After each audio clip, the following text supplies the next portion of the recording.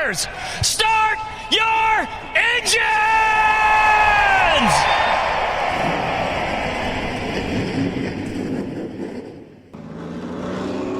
Yellow's out. Panic just about outran him. And he busted her. Another week, another episode. We're back in the studio. But it's Tuesday. It is. Yeah, we didn't record yesterday. Various reasons, but we're in today. We're doing our thing. Episode number 35. 5 away from 40. Can you believe it? Wow. Never would have thought. Also, I am very late in posting episodes, so like the last 2 episodes are now on YouTube and such. My apologies. Life happens. We're busy. I've been mentally drained. Got a lot going on, but it happens. We're back in it. Hopefully, we've been consistent. Hope it stays that way. Yeah. We're very close to episode 40. Very excited for that. That's going to be a huge milestone, I think. So, I mean, I think so. Yeah. Anyway, the green flag is out. We're ready to roll 3 wide with DJG. But first off, Dakota, how we doing? We're doing. Long week. Yeah. Let's see. Yeah, nothing much exciting happening in my life right now. Nothing that I can share on air. Because I forgot to tell you, I did have an experience over the weekend. Probably the worst experience of my life, but I can tell you later. Other than that, just trying to stay up on work. Trying to get some deals done for the team before we get started on our season, which is coming up very quickly. Yeah, I know. It's next month. Yeah. It'll be here tomorrow. Other than that, I should have started working on the car yesterday. Yeah. It happens. Mine still tore apart, but I don't plan on racing this year, even though a lot of people have been telling me I should. I think you should. Which I appreciate. I told Dad, I was like, I think it'd be weird. I would look stupid if I was like, hey guys, I'm not racing this year, and then I'm like, surprise. But I don't think you'd look stupid. Part of me thinks that maybe I will. I don't know yet. I'm not. That's no different than Tom Brady retiring from football and being like, psych, I'm back. That's true. It's like, how many people probably heard me say that? They'll forget about it by the time it comes around. So I might. We'll see. But keep the car count up. Yeah. How are you? I'm good. I'm tired. I don't really have a reason to be tired. Yeah. Although I did yard work yesterday, so my feet hurt today because I was wearing my, whatever these are called. Yeah. Birks. Yep, there you go. To do yard work. But it was much needed. I have a lot more I need to do, but it was kind of pointless to do with the rain coming in. Did some storm watching Friday night. Yeah, that was something. Our first big storm of the year. I love storms, so I'm like, I hate when it storms at night and you can't see anything because I'm like, I want to watch it. Yeah, and it is kind of terrifying because, like, obviously, I've been in several tornadoes. It's fine. I hate tornadoes that happen at night because you can't see them, and it is terrifying a little bit. But I always say, like, every year, I'm like, we're going to get tornadoes this year. Like, we're going to, like, close to home. Usually it happens, like, because we're in a weird part of the state where it's, like, I-70, it's like a firewall, dude. It's like it breaks shit up. It is the wildest thing ever. And so but, like, this year, like, so this will be our second storm system in the past week that'll produce tornadoes, I think.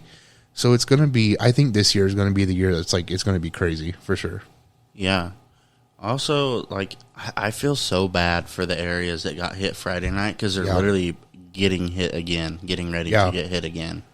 Well, and so I was watching the Weather Channel because I knew, like, the stuff was coming in, but, like, I knew it was going to be bad the way they were talking, but then, like, watching, like, live coverage of, like, Arkansas, the southern states that got slammed, like, towns that, like, are wiped off the map now.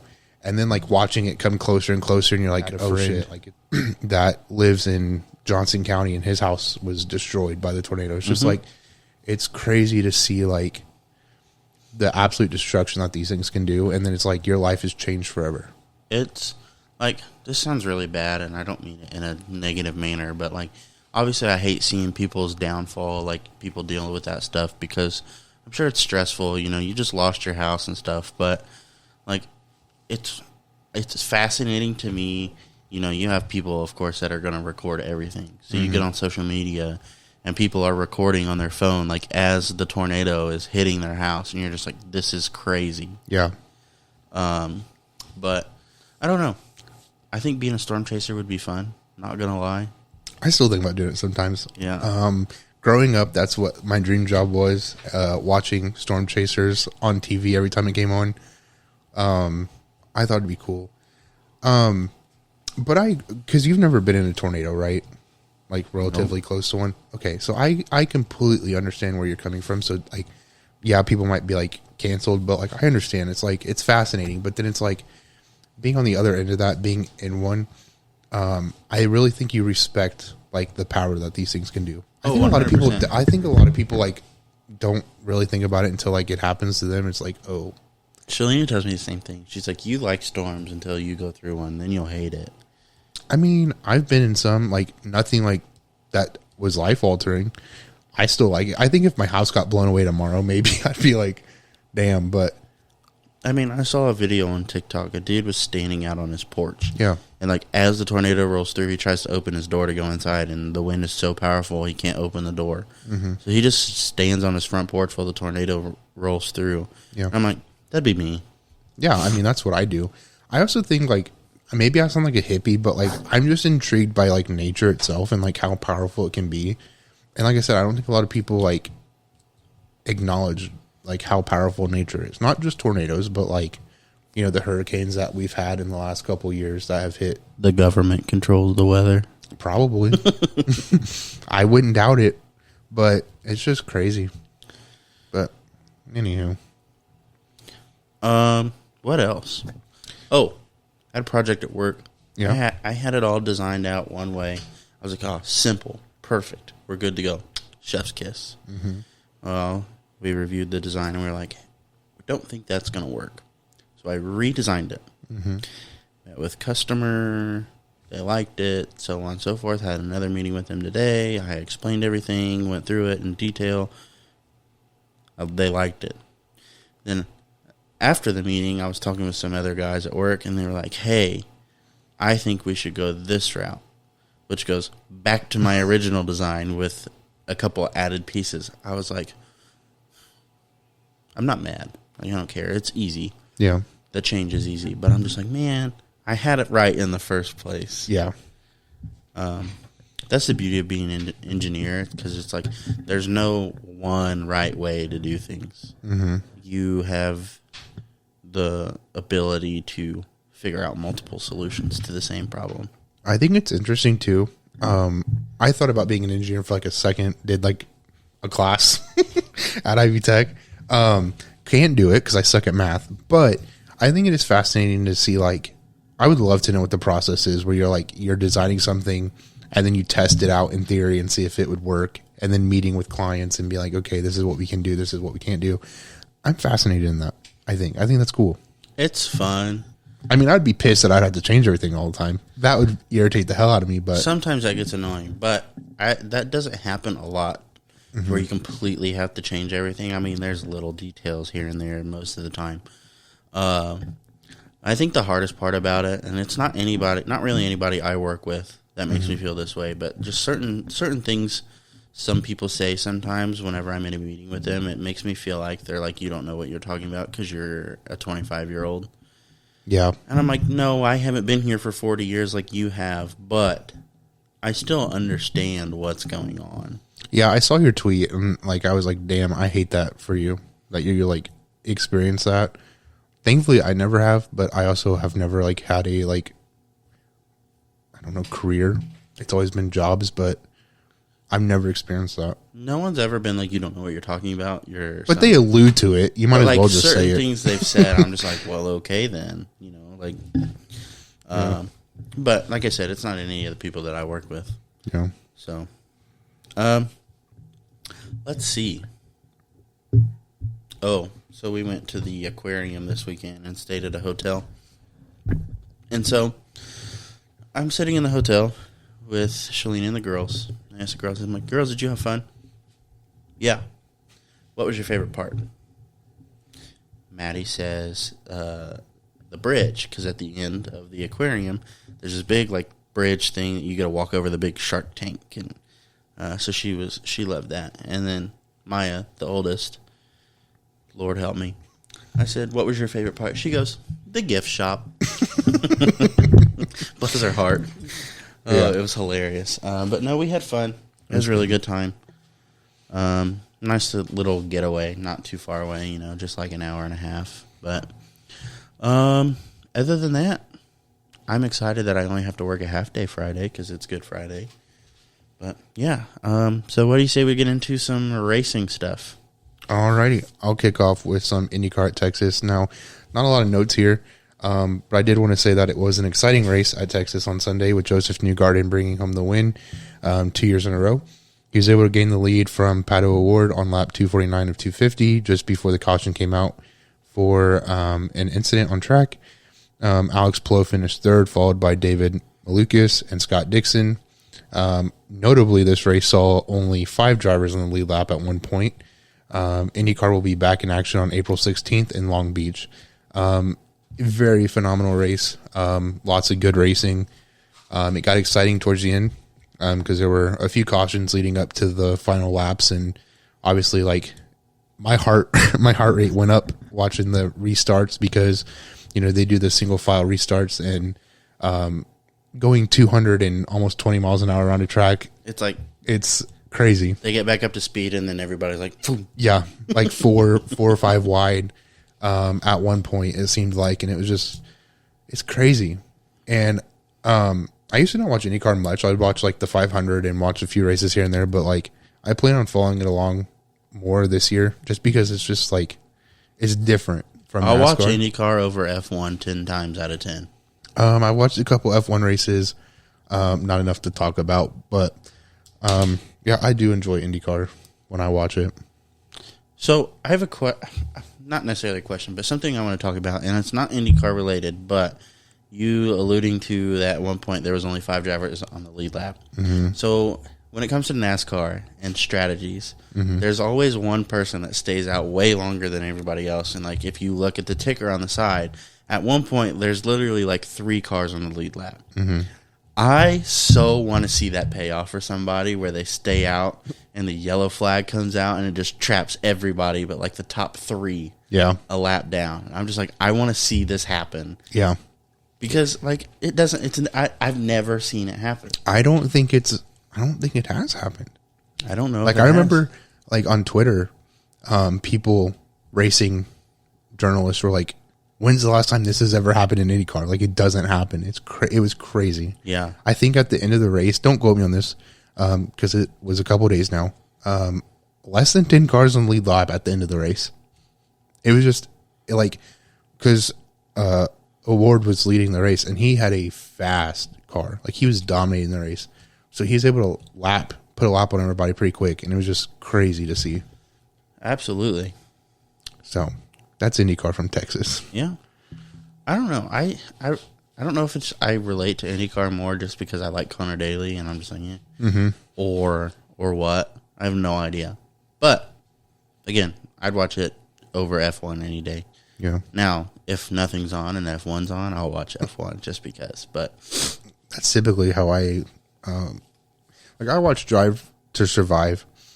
Great series, by the way. I don't watch it often. I've watched it, but yeah, that's how I'll end up watching F1 if it's like the last thing. Also, it's hard to watch F1 here because I think by the time it airs like live, it's like 3 in the morning. Yeah. And I'm not staying up to watch a race at 3 in the morning. So the time zones, time differences definitely hurts. I wake up on Sunday and it's like 9 o'clock and it's like the Saudi Arabia Grand Prix. And I'm like, okay.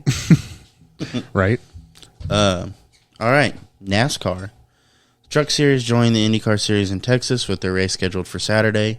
Carson Hocevar grabbed his first win in overtime, something he had been close to doing many times. That's not an exaggeration. Carson's come close to winning multiple times. I knew he's been due for one. I figured it would happen this year, but let's see. Chase Purdy, Stuart Friesen, Ty Majeski, and Jake Garcia rounded out the top 5. Haley Deegan finished the day in P6, and the biggest moment of the race came at lap 146. When Dean Thompson contacted the outside wall in the front stretch, as his truck bounced off the wall, he contacted another truck, which spun his around and made additional contact with the outside wall. As his truck slid down the track, he collected 3 other trucks. After Dean got out of the truck, he had fallen to the ground and was then loaded into an ambulance and taken to a local hospital for scans. He later informed race fans that he was fine and would undergo additional care in Charlotte. Now, when I say he collected drivers, you said you didn't watch, you haven't seen the clip. I can show you later. But it was like his truck came down the track, and these trucks were coming at him full speed. Now, I guess, allegedly, the spotters that the teams were using, allegedly, the teams that the spotters were using were IndyCar, is what I had heard, allegedly. And not that it excuses anything, but these trucks were flying at him like almost full speed, and they had nowhere to go and just clobbered him. So I would say very lucky for Dean to be able to walk away from that. It was gnarly, for sure. It was sick. Gross. Not like sick, bro, but like it was that was rad. gross. No, I'm just kidding. It was gnarly. I mean, how far behind him were the trucks that hit him? I mean, was it like an ARCA brake situation? Okay. Well, let me pull it up real quick, and I'll let you be the judge of that. I feel like there was, I mean, I'm not a professional race car driver. I race at short track level, but I would say that there's enough time to avoid. Was it kind of like the situation at Bristol where the dude had been sitting there for a minute, and then he was like, well, if you had been using a spotter, you would have known I was there? I mean, I would say so. Hold on, let me get this pulled up here. Listen, have you had issues with your phone service? Yeah. Dude. I guess Newcastle has had... It's like, if you're not connected to your Wi-Fi, I don't know what it's like now, but... Okay, here you go.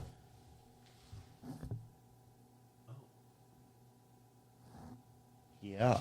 I mean, I think there was a little bit of time there to avoid the situation. Now, I guess they weren't going full speed, but they were going pretty fast. But anywho, that happened. Yeah, I mean, again, very fortunate to be able to, well, I wouldn't say walk away from that, but... Limp away. Yeah. Congratulations to Hocevar. Also, that was Haley Deegan's best finish, correct? I think it's tied for the best finish. So, let's see. Xfinity and Cup both raced at Richmond in Virginia. The Xfinity race, Chandler Smith grabbed the win, followed by John Hunter Nemechek, Josh Berry, Kaz Gralla, and Cole Custer. Over in the Cup Series, Kyle Larson came home P1 after a late pit stop or late caution. All the drivers pit. Larson had a great stop, came out P1. Josh Berry, who played the long game and lucked out on that, came home P2. So congratulations on P2 for a fill-in in just his, sixth Cup race? Something like that? yeah, second in 2023. Yeah. So, followed by Chastain, Bell, and Harvick. Now, what's all this going on about Ross Chastain? Because the issue where I saw everybody, it was Christopher Bell, I think. yes. Chastain didn't do anything. He didn't do anything. But, so, Bell blamed Ross for causing an issue. A lot of people, I think everybody who is not blind, no offense, said, Ross did not do a thing.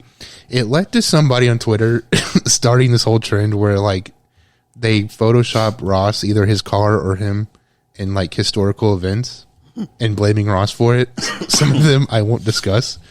Regardless, they're for the most part, all pretty funny. So that's how it started. Okay.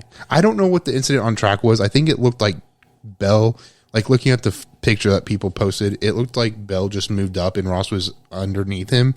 But they had there was plenty half of room. a car between them. So not quite sure what he was on about, but yeah. I also would like to comment on the Denny Hamlin, JJ Yaley situation. I'm not too familiar with that. I've seen bits and pieces of it today. Denny Hamlin just like popped out of line and spun JJ Yaley entering the turn. Yeah. Now, it looked intentional. Even the announcers, everybody in the booth was like, well, obviously that was on purpose. Yeah. Of course, Okay. Denny's not going to Yeah. say it was on purpose, but Yeah, I remember seeing it now because I watched it live. So, yeah, it was like we were battling for 30th place. it looked bad. But on the podcast, he was like, I didn't do it intentionally. I wouldn't wreck somebody for 30th place. But I don't know. It looked dirty. Well, JJ Yaley made a comment. He said for someone who preaches being clean or something like that, he definitely gave him a jab. Yeah. I mean, Which I would too. I don't blame him. Let's see. The Truck and Cup Series will make their way to Bristol, while the Xfinity Series will be back in action on the 15th. It's Bristol Dirt, baby. Gosh. Also, I would like to note, Yeah. how down the viewership has been for the Cup races this It's year. bad. It's bad. Last race is down like 1.3 million viewers from last year. That's insane. And if you look at the percentages, again, don't quote me on this. It's like 40-something%. And it hasn't been just like a couple races. It's been every race this season has been down. Now, don't get me wrong, and I know the guys in the booth don't have any control over this, so don't for a second think that I'm blaming them, but there are so many commercials. You know what's ironic? I wanted to put into our soundboard the Burger King commercial. Whopper, Whopper, Whopper, Whopper. And that would have been a perfect time to cut you off. Yep. BK. Yeah, it would have. It played out perfect. Yeah. It's like, I get it. Yeah, it's not their fault, but like It's just so many. I was watching IndyCar race and like they had, the split screen stuff, but it just seemed like their commercials were less than NASCAR's. I don't know. But yeah, it doesn't help. It is concerning to me though. It's like every race is down like 30%, 45%. It's just like, oof. And I think a lot of people have noticed that the booth is lacking energy. From some people. I won't name drop, but yeah, I agree. I think when some of the Cup guys come in and like commentate the Xfinity race, I like that. Yeah, I do too. But during the Cup race, it's just like, Yeah. yeah. I definitely think like having Clint Boyer, Stewart, Blaney, Logano does good in the booth. yeah, Logano, Cindric, they're all good. I'm gonna get hate for this. Whatever. Like Danica Patrick, the last race that I heard her in the booth, I don't think she did bad. I don't from what either. I heard. I don't either. But now, this I get it. no. Here's what's funny to me is when Danica says something and nobody in the booth likes it. It's very obvious because nobody says anything. Because it's after. not, well, no, I partially agree. But like Boyer doesn't put up with anything, so he would like counter her. I heard him a couple of times be like, I don't think so. I'm like, oof. But there's sometimes where she'll just say something and then it's like crickets. Yeah. Wait, which button is it? Which one? Shut up, bitch. I don't know. Nope, not that one. Oh no. We can't hear it. I don't know what one it is. You're just hearing a plethora of sounds. You're also hearing our intro as we speak. No, we can't. Not unless I turn it on. Oh, okay. I'll Good. try again after it plays. Okay. I think it might be this one. I don't know. I really wish they would bring Chase on every week. I know he has like things he can't do. Hey, what's this one? Hold on. Shut up, bitch! There it is. But that's not what Kyle Petty said. The f*** has Kyle Petty got to do with this? Love those buttons. We never use them. But anyway, I don't.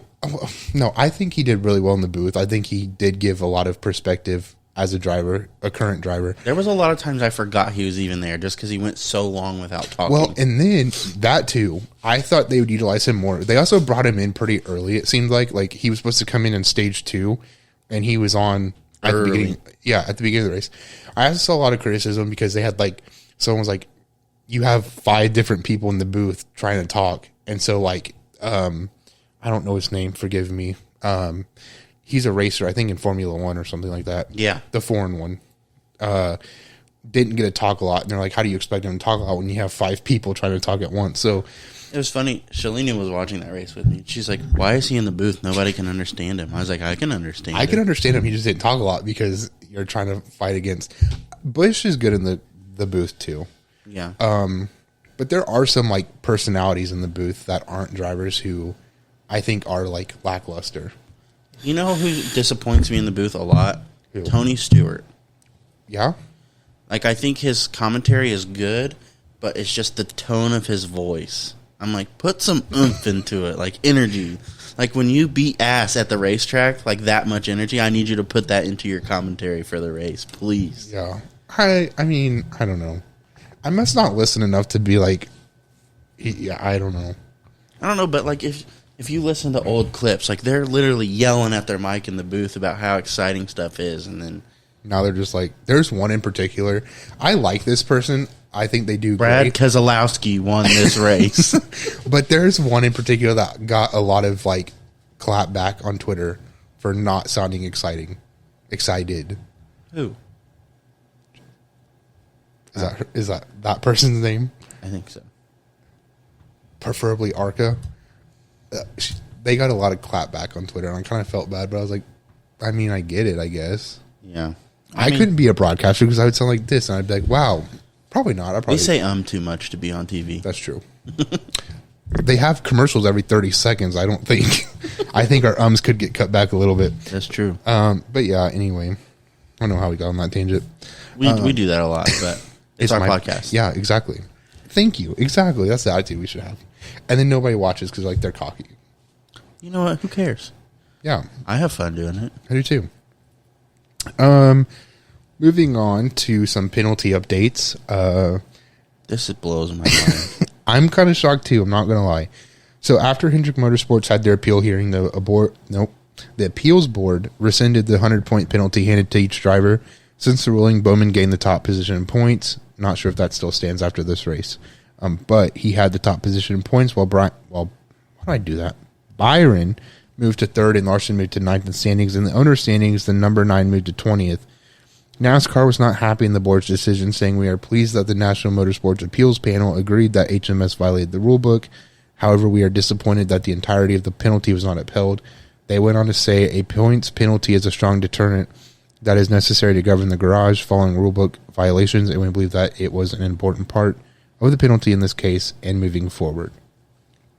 Then find someone who's going to make the parts correctly. Yeah. Cope. Like, okay, I like Larson, but I don't have a biased opinion here at all. Like, I think any team, if you get a part that does not fit because it was not manufactured correctly, you alter it to fit, whatever. Because it's like, if you don't, then what? Yeah, then what? Now you don't have the necessary part, and then you don't make inspection anyway. I would show up with a half-assembled car, run it through tech. They'd be like, "What is this?" I'm like, "These are the parts. These are all the parts that you gave me that don't fit." Mm-hmm. Yeah, I remember we talked about it last week or the week before, and you know how like the team was saying that the parts didn't even meet the I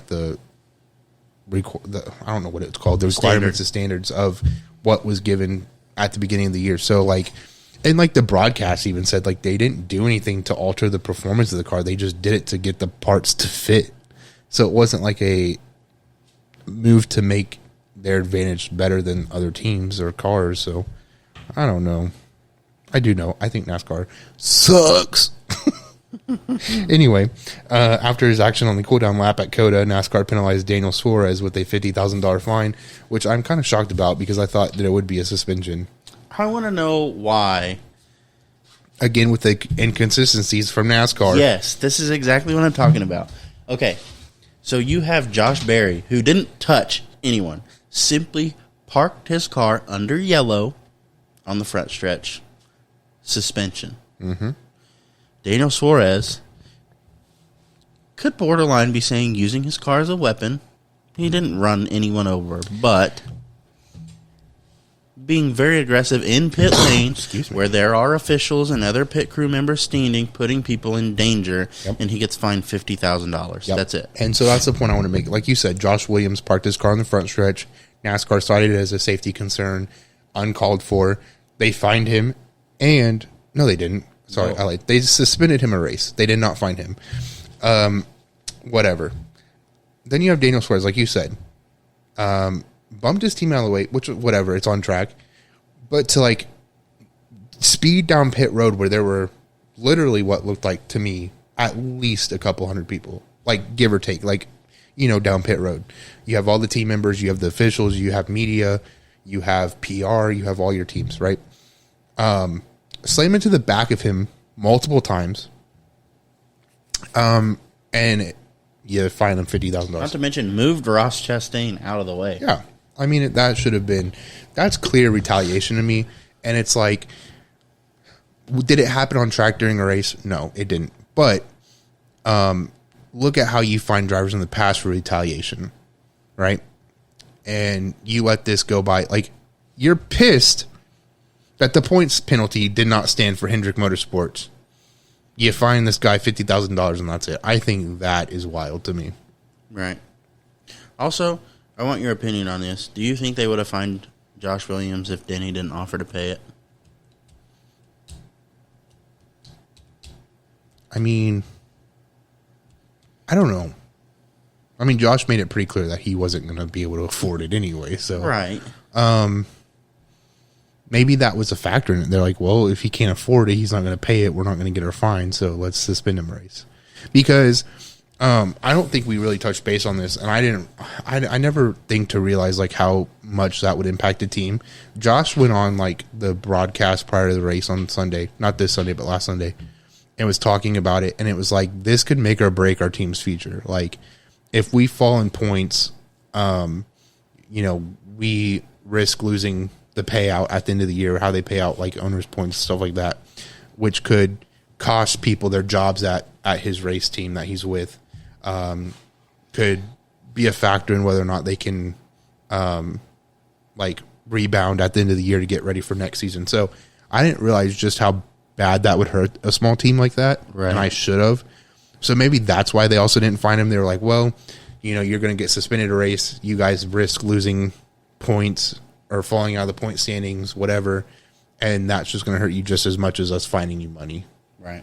So I could also see that being a thing. I don't know, though. Like, I think if they were going to fine him, I think Denny Hamlin would have paid it anyway. Mm-hmm. I don't think that was like a NASCAR being like, oh, well, if Denny's going to pay it, then we're not going to fine him. So, no, I don't think so. I think they would have fined him anyway. I also want to make a note that after this parking incident by Josh Williams, DGM and Josh Williams picked up a new sponsor, Parking Guidance Systems LLC. I did see that, and I think that's great. I think that's hilarious. I think it sucks, though, that, like, drivers don't get sponsors. I shouldn't say all drivers, right? But I've seen this happen before where something happens to a driver like this, and all of a sudden now they're getting sponsorship.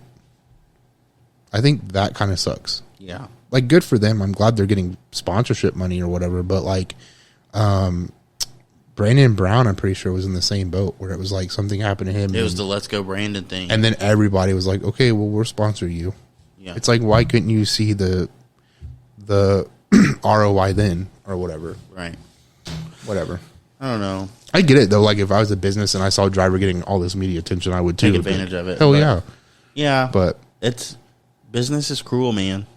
I think motorsports is just wild. Like, the business of motorsports, which I don't think we've talked about, but Kelly Earnhardt is hosting a podcast now about the business of motorsports. Don't know how much detail she's going to go in, but I would love to learn more about it. Like, it's obviously a cutthroat industry. I would love to know, like, how businesses determine, like, are they going to sponsor this team or this team? Are they going to be partners in asphalt? Are they going to be partners in dirt? I would love to know the difference. And we talked to Chance about this before, where it's like, why are sponsorships greater in dirt than asphalt, etc. I would love to learn more about that. Absolutely. Yeah, I don't know. I think, like you said, racing motorsports is wild. Yeah. But it's like, does it have to be, though? I get it's expensive, but, like, damn. It's just wild to get into. That's enough. That's all that needs to be said is damn. Yeah. That was funny. So Shalina, she's really good at marketing. Mm-hmm. She keeps throwing hits at me like she wants a ring. And so I said something to her the other day. I said, hey, you're good at marketing. I said, you should help me try and find some sponsors for the race car. Mm-hmm. And I said, that way, I don't have to fund it all, and that means I can spend more money on your ring. She's like, you're going to make me work for my ring? Yeah. She's like, I'll go halves on it with you at this point. I'd be like, pay for it then. How about you go full? No, it's funny. I was like, I'm not making you, no. But I'm ready for the Bahamas, I'll tell you that much. Mm-hmm. That's exciting. I need to go on a vacation this year. I'm trying to save all my vacation time because there are some races that I want to go to. So, but I do need a vacation. I need to go somewhere, get away. But let's see. Hickory update. Doug posted his video response to the Hickory controversy, where he started out by summarizing the incident. He then touches base with the new tire rule, which he says is what everyone wanted in the beginning. His issue is with the new social media rule, as it is for everyone. His issue is with the new social media rule, as it is for everyone. He goes on to say that him and Landon were the two primary drivers in the middle of this controversy, and that they had made videos documenting their experiences, which could now violate that rule. He goes on to say that there was no misrepresentation of short tracks or even Hickory. He does say that he plans to return to Hickory in the future, and that this coverage has been a relatively good thing for the sport, and that the track just needs to take accountability. English is difficult. He closed out the video by saying that this is the last time he will be talking about it, and that it is pathetic that it is still being talked about. yes, sorry to contribute to that patheticness, but we've been following it from the beginning, and I figured, he posted his final words. We need to cover it, because why not? I will say, though, I agree with him 100%. Maybe I was watching this video, I was like, damn, did I mess up the last time where it was like he said he wasn't going to race, but I'm pretty sure he did say something along the lines of, like, he's not sure if he's going to go back. So I don't think I misrepresented him at all in saying that. But he makes a great point, which is obviously the point that we made. It's like, now, how do you determine if that violates the rule or not? You just leave it in somebody's hands. Yeah. There's no... He also said about the track taking accountability and stuff like that, that, like, he never thought that it would have gotten this far. He honestly thought that after he posted the previous video to this one, that it was going to kind of be let go and people would be able to move on. It wasn't until the track released this new rule about social media that he was shocked. And that's obviously what kept it going. But he's looking forward and hoping that somebody will learn something from this in the track management. It is crazy to me, though, that the track, instead of just taking the accountability, saying, yeah, we messed up, they doubled down on it, passed a new rule, and it's just wild. That rule just seems so sketchy to me. Yeah. Like, I don't even know, man. Like, they'll find a driver they don't like, and the moment they post anything slightly That's negative, right, yeah. they're going to be like, you're done. And you can't argue it. No. You have to deal with the punishment. That's wild to me. He was also kind of he's being a little smartass, I must say, where he was like in the video, which I think is hilarious. He was like, they turned the comments off on their Facebook post about the new rule or whatever. He's like, I'm honestly surprised, because I'm sure all those comments would have got them fine money brought in, because they would have had to fine everybody for what they were saying. He's like, so I'm surprised they turned the comments off. But it's just like, I don't know. I couldn't imagine racing somewhere where what I could say or post or whatever could get me in trouble. It's like, I should be able to like, obviously, if I'm like just shit on the track and I'm just shit on the management, I guess that is one thing that, maybe you shouldn't air out. But if I'm criticizing, like, respectfully the track and saying, like, this is wrong, I just think it's wild that I could be punished. Like, I think of it in a situation like, okay, the repave of, what was it? Atlanta? Mm-hmm. That's now super speedway racing. Yeah. And the drivers talking about how they didn't like it. Could you imagine if someone, it's like Kevin Harvick is like, I'm not a big fan of the repave, and they're like, nope, fine. Yeah. Like, that's all it is. I mean, NASCAR got pretty close to that when they were criticizing the next gen car. Yeah, but then now you have people that got seriously injured, like, rightfully so. Yeah. But I think it's the same playing field where it's like, be careful what you say or you're going to get in trouble. I'm just like, I would tell you to go f yourself. Yeah. Respectfully. Yeah. But I also agree with him too. Like he was like, this experience, while it might be bad for certain people, has brought a lot. Like he mentioned the Cars Tour having new ownership. More people are going to the tracks, documenting their experiences. It's a good thing at the end of the day where, more people are wanting to get involved, more people are wanting to show up, and that the track should take advantage of that and also do what's right. Absolutely. But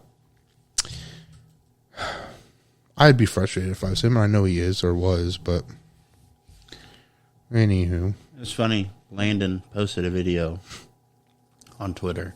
Mm-hmm. I don't know what track it was at, but it was in-car footage. He's like, the caption was, "My favorite kind of people, mad because of a flat tire. See you next week." Yeah. And he's driving down pit road, and dude steps out and flips him the bird. It's like, dude. Sounds like Mount Lawn. Oh, gosh. It's crazy. I guess, The last topic on the agenda is the CRA and VOR series at Shady Bull. The CRA Street Stocks Late Model Sportsman and the VOR's Compact Touring Series traveled to Shady Bull over the weekend to kick off their 2023 season. In the Street Stocks, Blaine Atkin, Jason Atkinson, Dalton Connor, Ryan Eminette, and Andrew TP rounded out the top 5.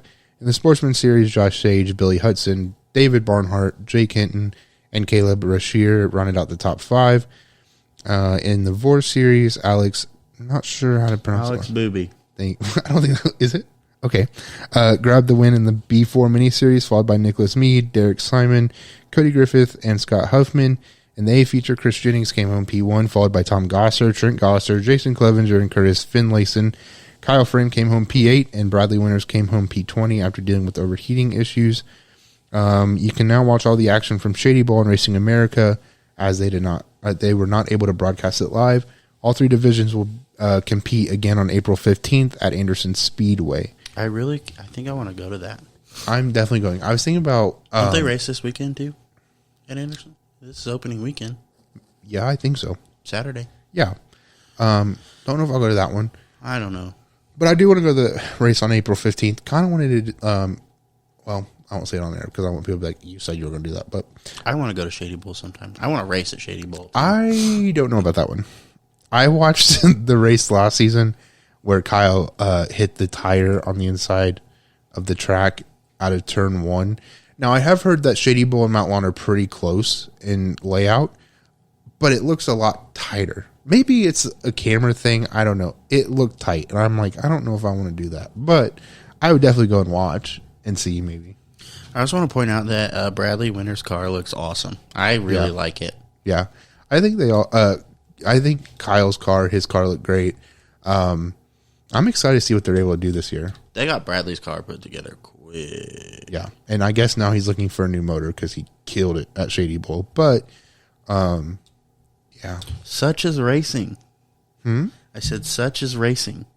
Yeah. Break it, fix it, race it, break it, fix it. Yeah. Literally our lives. I also wanted to kind of shout out... I didn't get all of the results, but that's because they didn't post them. Wanted to shout out Dylan Fetcho grabbing the win at opening night at Fairgrounds Nashville Speedway. Hunter Wright came home second in that race, followed by Bryson Schaefer in third. I didn't want to cover that last week and then not discuss it after. It's racing season, y'all. It's here. It went by quick. Did we not talk about off-season flying by? It's like I blinked. Yeah. And all of a sudden, you're a week away from hopping in the race car. Yeah. Are you excited? Yeah, but I still have so much to do. I think after Easter, I'm going hard. Now, I know you're going to miss a couple races. So I'm going to be there for the first one. Mm-hmm. I'm going to miss the 50-lapper. Mm-hmm. And that's all I know that I'm missing right now. Okay. Which sucks, because I really want to run the 50-lapper. Well, I think they're going to have a couple, aren't they? There's a 50, a 75, and a 100. Couldn't be me. Those cars, what was the lap count last year that your guys' cars went out? Transmissions went out? Brakes went out? It was about halfway through the 100-lapper. Okay. But I'm changing brake fluids. Yeah. I don't know what your dad's issue with his car was. Hopefully that got that gets fixed or got Well, fixed. he said he took the transmission out, didn't find any shavings, got it put back together. He's been running it the last couple of days because I can hear it from my room. So hopefully that's been resolved. But it was a bitch to get home last year after that race because his car didn't want to move. Yeah. It was stuck in park, it seemed like. So Yeah. Halfway through the 100 lapper, my brake pedal was going to the floor, and I'm just like, I'm holding on for dear life. I just can't. I almost pulled off, man. I would have. There was one race last year. I don't even remember which one it was. I was just like, I'm about to pull off. And I don't want to sound like a quitter, but damn, it's like Mount One's a small track. It's like 0.3 of a mile. But like running 100 laps, I don't think so. Like there was one year I was running, it was a 56 lapper, and the caution count was so high. It was just like we spent 3 hours getting to lap 10. And I was just like, I don't know how much longer I could do this. But I know what my problem is. Like, I know why my brakes went away. Mm-hmm. I drive it in way too hard into the short turn. Mm-hmm. Like, I stay on the gas a lot longer and then hit the brakes really hard. That's what I do. So I need to, like, ease into the brakes a little bit. Because that's why everybody carries so much speed through there. They're not going from fast to slow enough to make the turn. They're just kind of slowing down and easing it on in there. That's why they're allowed to. They are able to carry so much speed, I think.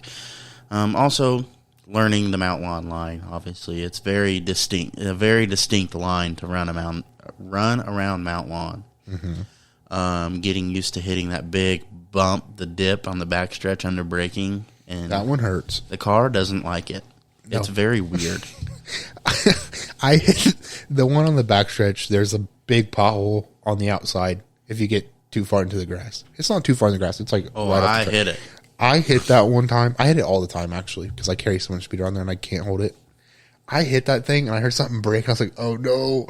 I thought I lost my right front. Thankfully, I didn't. Nothing broke, but it sounded like something broke. I was like, oh no! I hit it during the 100 lapper, and it hit so hard it shifted the battery in my GoPro and turned it off. It hurts. Like my back hurt after the fact, and then the one down in the short turn. If you hit that one hard enough, that hurts too. I've done that. I thought for sure I was losing the right front after hitting that, but I didn't. Yeah. I also need to make sure that last season, I don't know if we talked about this either. I got like carbon monoxide issues. That was your exhaust. That was a problem. Yes. I need to make sure I got that taken care of because that was not fun. I don't remember much from that night other than like running up to the trees because I thought I was going to puke. And then I will say I was very impressed that you finished that race. Oh, I'm not a quitter. Dude, he got out. He like I was like, I felt like sick. You saw a ghost. I felt sick all night, and I didn't. I thought maybe it was the exhaust, but I thought like I just wasn't feeling well. It was hot outside. After that feature, I got out of the car. The exhaust leak was literally right underneath him, so it was all just coming straight up into the cab of the car. Yeah, and so I think I was able to get out of the car. Was kind of like standing there for a second, and then I just ran up to the trees because like I'm going to puke. I don't want to be around people. And Mom comes up there. Somebody, maybe you were up there at one point. I don't know. Yeah, it was me. And Mom comes up. I remember Mom coming up, and she's like, "You need to sit down." I was like, "I'm fine." She's like, "You're about to pass out." And then I remember like sitting down for a second, and then the ambulance was there, and it was just like embarrassing. But and then I got home and felt like for the next couple hours. But yeah, that was embarrassing, but not my fault. So I'm super excited. We're racing on Saturday this year. Me too. And it's not a huge rush to get home. And I hope it stays that way. Oh my gosh! I'm very thankful for that decision. I understand it might hurt the car count a little bit, but I don't care. As a driver who has to wake up at 6 a.m. the next morning, I would much rather not get home at midnight on a Sunday. Yeah. And then still so like we leave the track, bring the car here, unload it, go back, get the next one. Yeah. Luckily, I have someone to haul mine, so it's one less trip for you guys. But even then, it's you unload it, pull it in the garage, then you have to get home. Meanwhile, your adrenaline's still kind of wearing off. Like your mind's still moving 100 miles an hour. Then you have to get home, take a shower. You're all sweaty, nasty, and disgusting, and then get out of the shower. And then hopefully by the time you're done with the shower, you are relaxed enough to where you can sit down and fall asleep. Yep. That's not fun to do on a Sunday night. No. Because I think after every race, I would be in bed by like 2. Mm-hmm. I had to be up at 6. And it's just like... This just don't work. No, I'm glad. I hope it really stays that way. I know they're going to have to well, people are like, oh, they're going to have to compete against all these tracks. I'm like, why can't we work together? Like, you can alternate weekends. Yes, like Anderson, for example, is not racing every weekend. We don't race every weekend. No, so it's like you can figure something out. There's no reason for us to be racing on Sundays. So I'm excited. I hope it works out. I hope it stays that way for a long time. Let me take this back. Racing on Sundays would be fine if they would start earlier, but they wouldn't even do that. But I understand it's because people go to church, but like at the same time, it's like nobody that drives at Mount Lawn, nobody that drives a race car at Mount Lawn's going to church. No, because we're at the track. Everybody's at the track at like 9 o'clock in the morning.